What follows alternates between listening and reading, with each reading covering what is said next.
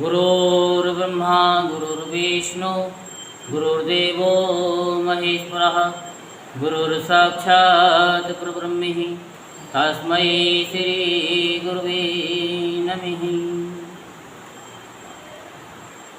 जय गणेश मंगलकरण मंगल में गुणधाम मंगल में मंगल करो गणपति कोटि प्रणाम। दो कर जोड़ विनती करूं चरण नवाऊं मात। मैं तो कुछ जानू नहीं तुम जानो रघुनाथ। आज हम आपको श्रीमद् भागवत महापुराण के तीसरे स्कंद का तीसरा अध्याय भगवान के अन्य लीला चरित्रों का वर्णन विस्तार पूर्वक सुनाएंगे। सो आप ध्यान पूर्वक सुनेंगे।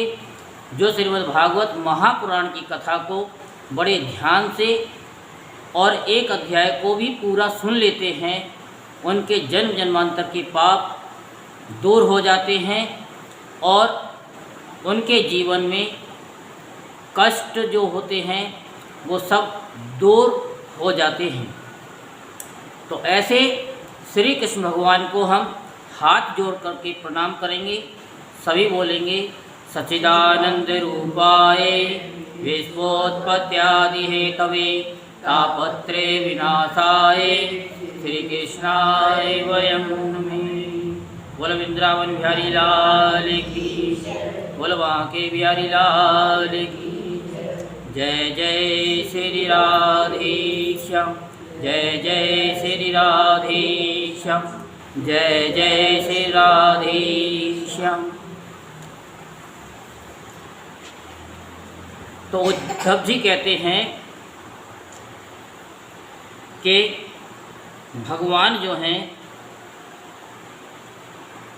खेल ही खेल में छत्ते के समान गोवर्धन पर्वत को उठा लिया और अत्यंत घबराए हुए ब्रजवासियों की तथा उनके पशुओं की रक्षा की। संध्या के समय जब सारे वृंदावन में शरद के चंद्रमा की चांदनी छिटक जाती, तब श्री कृष्ण भगवान उसका सम्मान करते हुए मधुर गान करते और गोपियों के मंडल की शोभा बढ़ाते हुए उनके साथ रास विहार करते। इसके बाद श्री कृष्ण अपने माता पिता देवकी वसुदेव को सुख पहुंचाने की इच्छा से बलदेव जी के साथ मथुरा पधारे और उन्होंने शत्रु समुदाय के स्वामी कंस को ऊंचे सिंहासन से नीचे पटककर तथा उसके प्राण लेकर उसकी लाश को बड़े जोर से पृथ्वी पर घसीटा।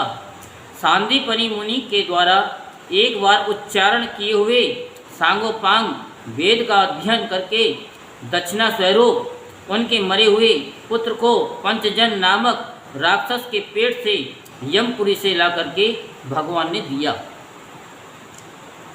तो भीष्मक नंदिनी रुक्मिणी के सौंदर्य से अथवा रुक्मी के बुलाने से जो शिशुपाल और उसके सहायक वहाँ आए हुए थे, उनके सिर पर पैर रखकर गंधर्व विधि के द्वारा विवाह करने के लिए अपनी नित्य संगनी रुक्मिणी को वे वैसे ही हरण कर लाए जैसे गरुड़ अमृत कलश को लेकर आए थे। स्वयंवर में 7 बिना नथे हुए बैलों को नथ कर नगनजिती सत्या से विवाह किया।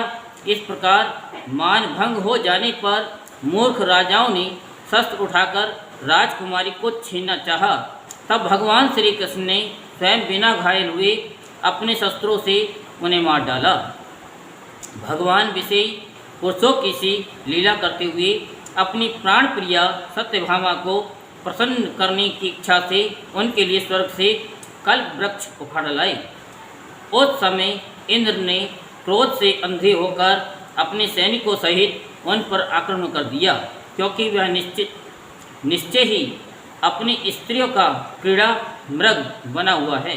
अपने विशाल डेल ढोल से आकाश को भी ढक देने वाले अपने पुत्र भौमासुर को भगवान के हाथ से मरा हुआ देखकर पृथ्वी ने जब उनसे प्रार्थना की, तब उन्होंने भौमासुर के पुत्र भगदत्त को उसका बचा हुआ राज्य देकर उसके अंतःपुर में प्रवेश किया।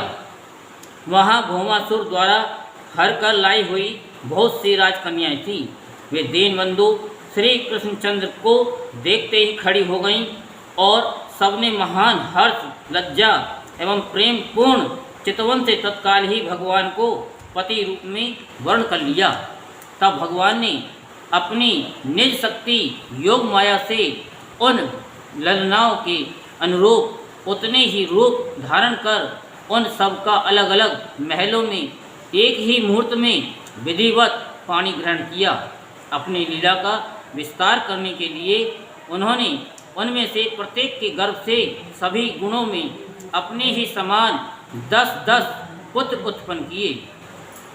जब काल्यवन, जरासंध और साल्वादी ने अपनी सेनाओं से मथुरा और द्वारकापुरी को घेरा था, तब भगवान ने निज जनों को अपनी अलौकिक शक्ति देकर उन्हें स्वयं मरवाया था। सांबर, द्विज, बाणासुर, मुर, बलवल तथा दंतवक्त्र आदि अन्य योद्धाओं में से भी किसी को उन्होंने स्वयं मारा था और किसी को दूसरों से मरवाया।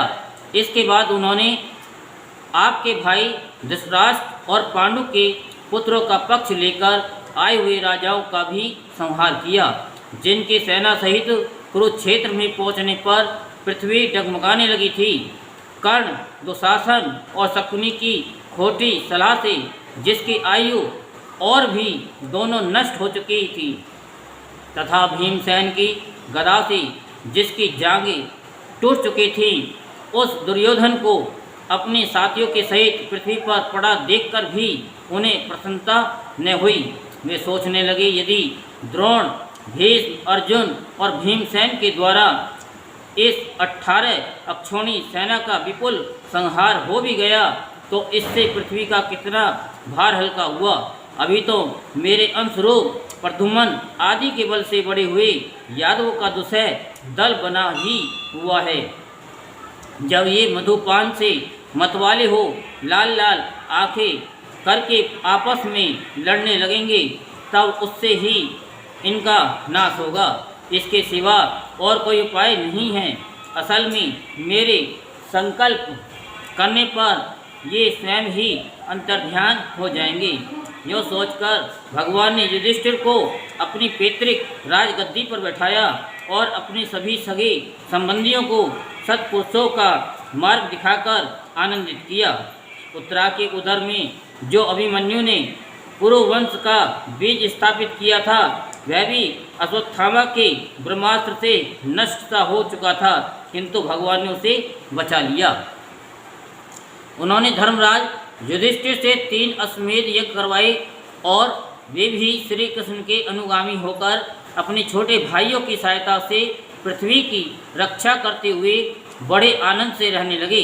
अश्वत्थामा श्री भगवान ने भी द्वारकापुरी में रहकर लोक और वेद की मर्यादा का पालन करते हुए सब प्रकार के भोग भोगे, किंतु सांख्य योग की स्थापना करने के लिए उनमें कभी आसक्त नहीं हुए।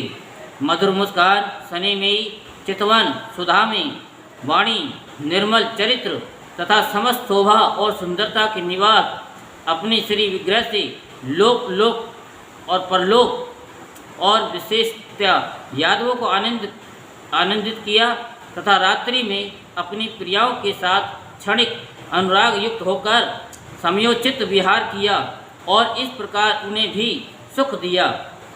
इस तरह बहुत वर्षों तक विहार करते करते उन्हें ग्रस्त आश्रम संबंधी भोग सामग्रियों से वैराग्य हो गया। ये भोग सामग्रियां ईश्वर के अधीन हैं और जीव भी उन्हीं के अधीन हैं। जब योगेश्वर भगवान श्री कृष्ण को ही उनसे वैराग्य हो गया, तब भक्ति योग के द्वारा उनका अनुगमन करने वाला भक्त तो उन पर विश्वास ही कैसे करेगा।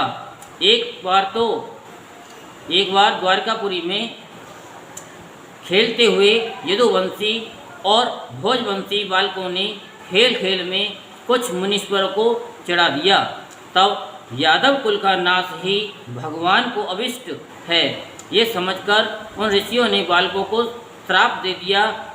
इसके कुछ ही महीने बाद भाविवश वृष्णि, भोज और अंधक वंशी यादव बड़े हर्ष से रथों पर चढ़कर प्रभास क्षेत्र में गए। वहाँ स्नान करके उन्होंने उस तीर्थ के जल से पितृ देवता और ऋषियों का तर्पण किया तथा ब्राह्मणों को श्रेष्ठ गौवें दी। उन्होंने सोना, चांदी, सैया, वस्त्र, मृग चर्म, कंबल, पालकी, रथ, हाथी, कन्याएं और ऐसी भूमि जिससे जीविका चल सके तथा नाना प्रकार के सरस अन्न भी भगवत दर्पण करके ब्राह्मणों को दिए। इसके पश्चात गौ और ब्राह्मणों के लिए ही प्राण धारण करने वाले उन वीरों ने पृथ्वी पर सिर टेककर उन्हें प्रणाम किया। यहीं पर तीसरा अध्याय संपूर्ण होता है। ओम नमो भगवते वासुदेवाय। ओम नमो भगवते वासुदेवाय।